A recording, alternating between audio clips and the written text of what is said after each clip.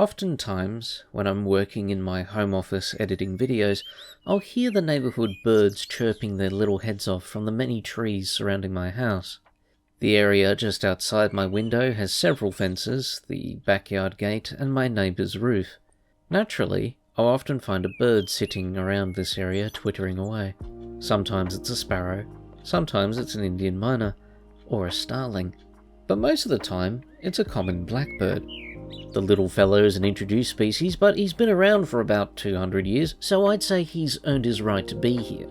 I once saved a baby blackbird from being eaten by one of our dogs, and when the rangers came to pick it up, I was heartbroken once they told me they were going to euthanize it because, quote, "It's an invasive species."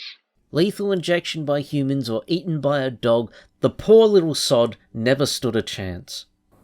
As the little blackbird would sit outside my window tweeting, actual tweeting, he's not shitposting and checking his notifications, I can't help but stare at him for a good while, and the chattering part of my brain would start projecting various existential thoughts onto the bird.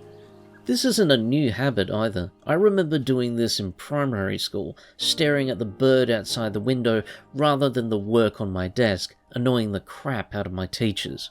Usually, it starts from a mixed place of envy and jealousy, admonishing the little blackbird for being lucky to fly, lucky to poop wherever he pleases, lucky to not be burdened by the consequences of an economic recession. Who does this feathered little bastard think he is, rubbing my nose in it while whistling his little tune, reminding me of my disposition? Who am I kidding here? It's not his fault, and he's providing a free performance. Perhaps I should be more grateful that he chose to serenade me while I work. Like most aspirational schmucks with a dire urge to escape, I wish I could be a bird. That absolute freedom to travel wherever my little wings could take me. Our feathered friends sure do make it look effortless, don't they? I imagine it would get tiring after a while, all that flapping about, but that ability to just take off elsewhere at the drop of a hat is so tantalizing. I'm tied to the earth with its gravitational pull and myriad of social responsibilities and obligations, money being the worst of it. So, most of the time, the urge to escape has to sit quietly and fester, grow teeth, and gnaw at the back of my skull. We've done an excellent job making life stupidly stressful and complicated. At times it feels like a prison to me. Most of us are forced to work ourselves half to death in the vain hope that we can conjure enough money to grant ourselves a reprieve.